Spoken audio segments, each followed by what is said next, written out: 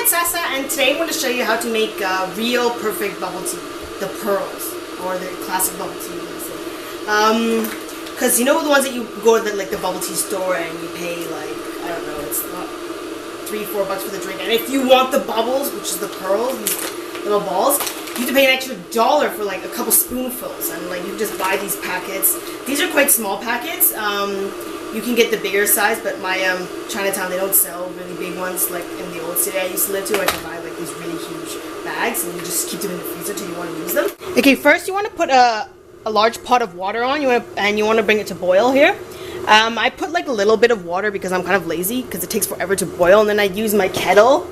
You can hear it in the background, and then I dump in the hot water. But you want to start some water in here because if you pour hot water straight into the pot and the pot is cold, it will warp the pot, and this is bad for your pots, and then they'll die faster. Okay, so here's the tapioca pearls that I use. This is the full box. I'm just going to cook half today because a full box is a lot.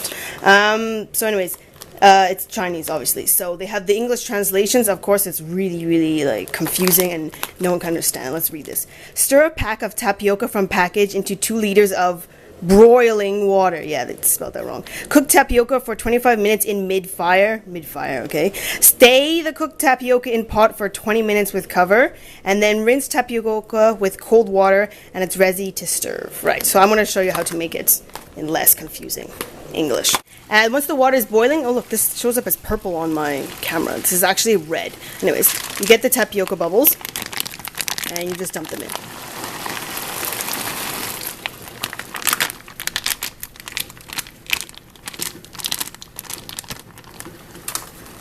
And then you just get a spoon.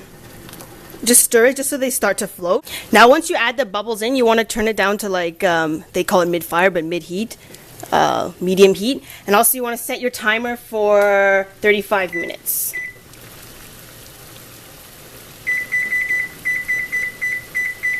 Start. Yes. And look down here. Like this. And you want to make sure as like, see the water is bubbling like this. You want to keep that heat and keep the pot open. Okay, so I'm going to teach you guys how to make the classic bubble tea, which is using regular tea, like not like watermelon, strawberry, and all these weird flavors.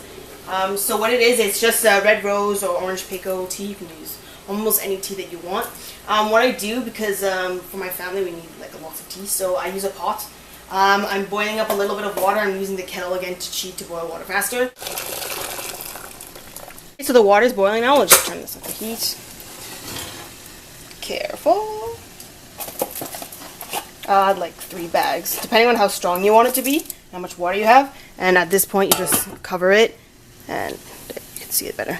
And then you just leave this to sit. I like to make the tea while the bubbles are cooking because I don't like my tea to be burning hot when I drink my bubble tea. So that's why I do my tea while you're waiting for the bubbles to finish. The key to great tasting bubbles is the syrup, which is probably you guys like have never really heard of the syrup with the bubbles, right? What are you talking about?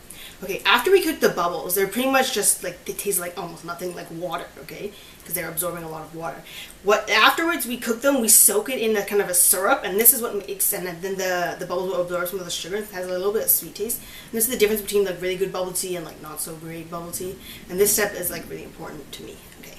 So if you just you can make, if you're lazy, you can just use corn syrup. That's it. I like to make mine from scratch. You just use brown sugar, white sugar, water, and I like to grate ginger in. So sugar, white sugar,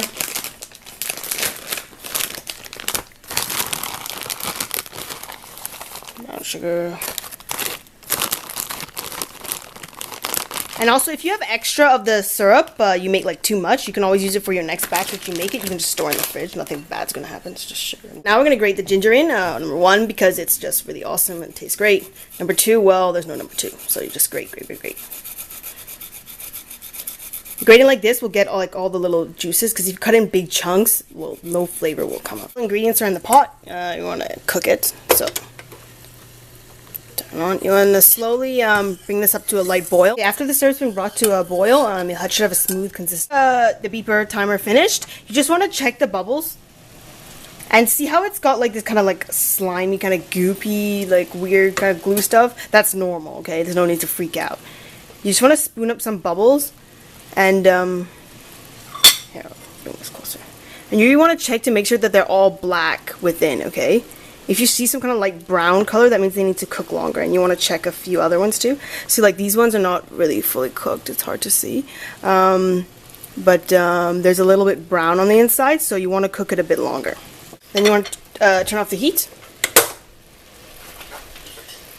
Now this part you want to cover with a lid, and we're just going to remove it from the heat, so just move it up here. And then you want to set the timer for 20 minutes. Start. After the 20 minutes, you just open this. Wow! We need the bubbles to separate. So first we're going to dump them into a colander. You want to make sure that the holes aren't too big, that the bubbles will fall through, and then they'll go all down the drain, right?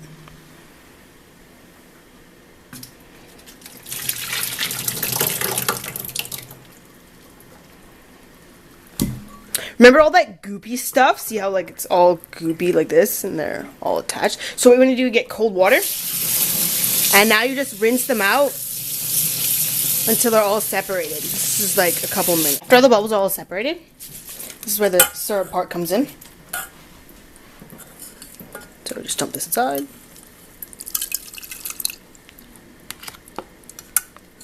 One more. Now you leave the bubbles to soak in the syrup for 15 minutes, and then they're ready to serve. Okay, so it's been 15 minutes, and now I'm going to show you how to prepare. You get a big cup. You just scoop as much bubbles as you want.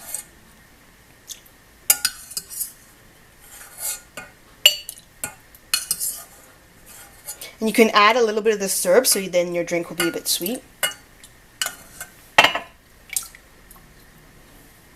So this is why we do the tea first, and now it's not boiling hot.